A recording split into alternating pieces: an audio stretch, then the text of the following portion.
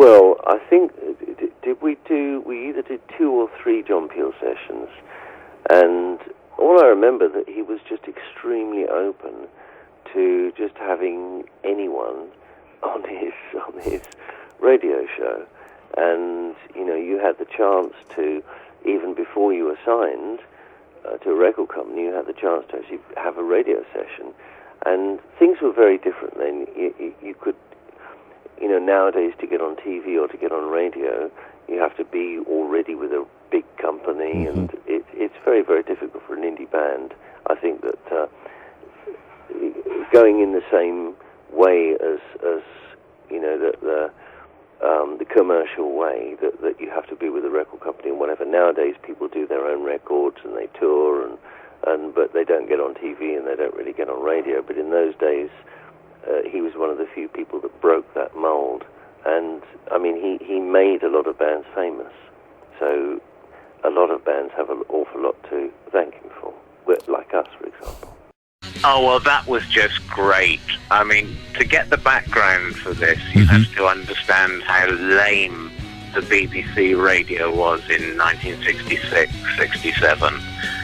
There was maybe 6 hours of pop music a week on the radio, whereas the Pirates were pumping out music 24 hours a day. Peel turned up from California bringing all the new West Coast records, but just, I mean, nobody in England had heard at that point. So, like, I think a lot of people of my generation, we would sort of like, because he was on the midnight shift, you know. You'd lie in bed when the radio waves travelled furthest at midnight, and you would just hear these great records sort of crackling through the air. And, very important. Just, you know, Moby Grape. Yeah, Moby Grape. What a wonderful band. Yeah. Oh, man, what a great band. Yeah, great band. Yeah. Okay, John. Yeah. It was fabulous, you know. It was, you know, because I listened very closely to music, and I thought I knew most of the bands that were going, but Peel Show just introduced a whole new, great new block of bands from California that we'd never heard before, that misunderstood. Yeah. Loads and loads of bands. So, you know, Peel was on Radio 1 for 30 years, but to me, his most influential period was those days back on Radio London. And there was all the romance of the pirate ships too, you know? Yeah. When the sea was rough and the boat was rocking, the needle would skip off the record. You know, it just had all the fun of the outlaw.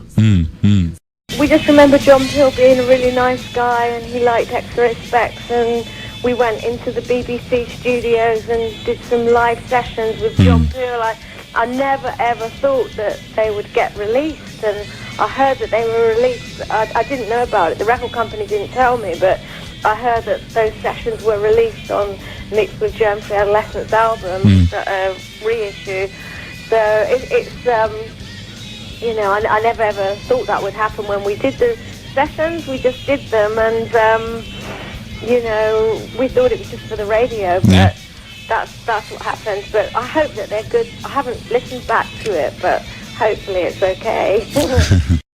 John Peel goes around to support bands like the Smiths, yeah?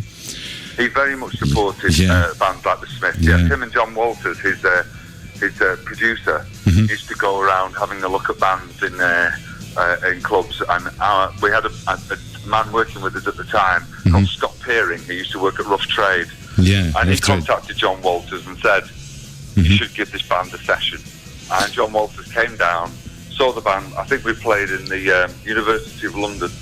I think it was probably the second or maybe third time we played in London, and he came down and he gave us a session straight away, and then we did numerous. I think we did about maybe three sessions for John Peel, and we also did them for Kid Jensen as well, who was at Radio 1 at the time.